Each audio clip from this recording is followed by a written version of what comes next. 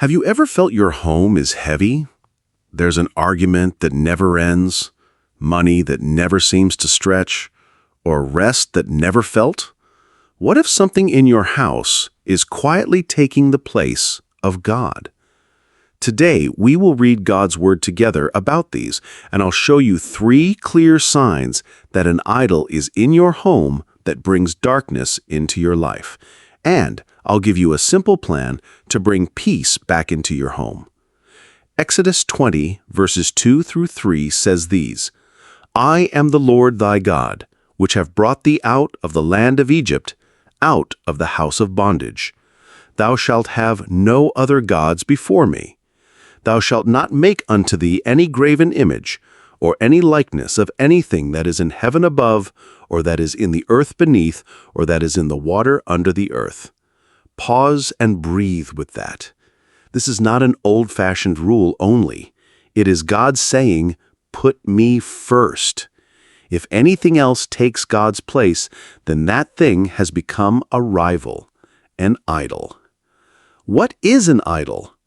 Merriam-Webster Dictionary defines it as an object of extreme devotion, a representation or symbol of an object of worship, a false conception, and a form or appearance visible but without substance.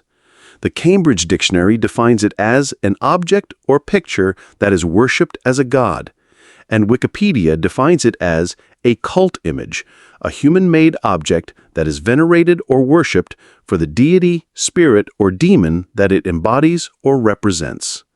So in simple terms, an idol is anything we treat like God, not just carved statues. That's only one form. An idol can be a habit, a thing you turn to first when you're afraid or sad. It can be an object, a pendant, a picture, or a charm, or even be a good thing used the wrong way. Money, routine, or ritual that replaces prayer. Think for a moment. When fear comes, what do you reach for first? Hold that thought. We will get back to that later. Why does this matter?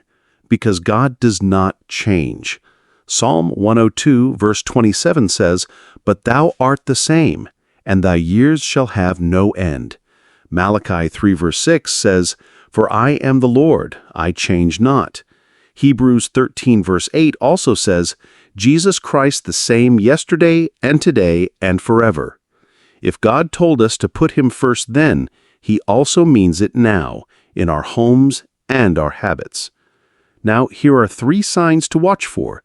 If one or more of these fit your home life, don't panic. We'll conclude with a gentle 6-step plan that you can follow to identify and remove idols from your home. Sign 1. We trust the thing more than we trust God. Do we pray first, or do we reach for an object, a charm, or a ritual?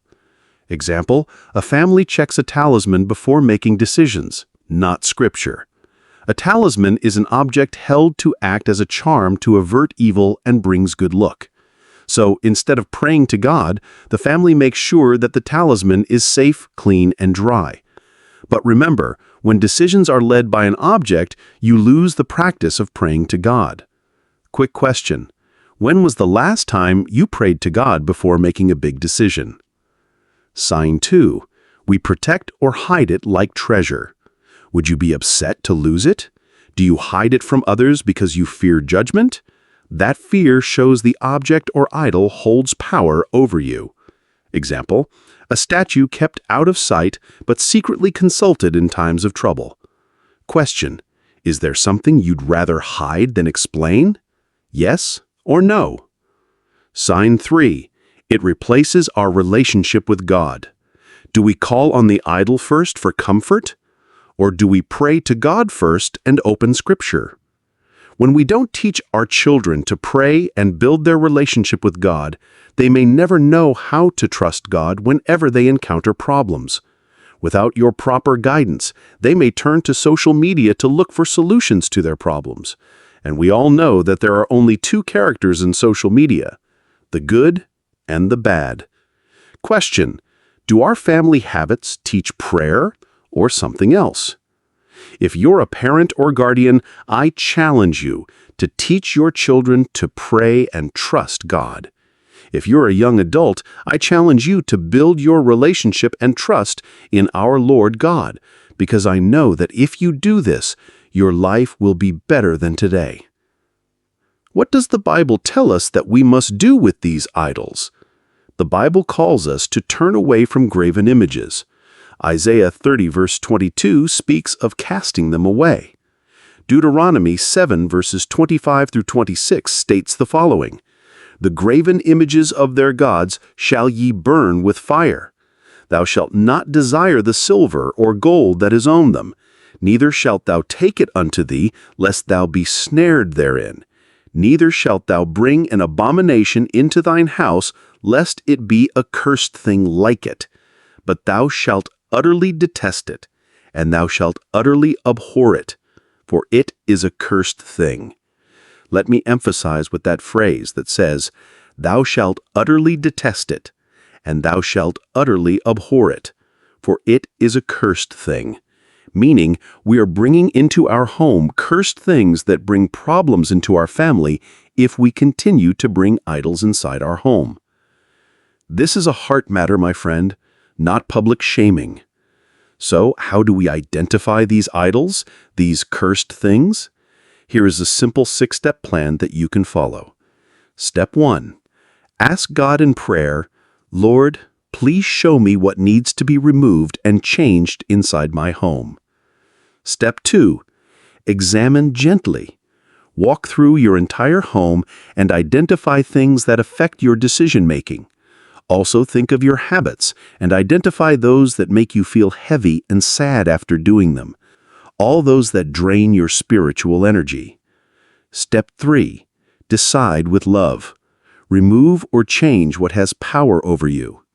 Step 4. Replace. Fill the space with scripture, songs, and family prayer.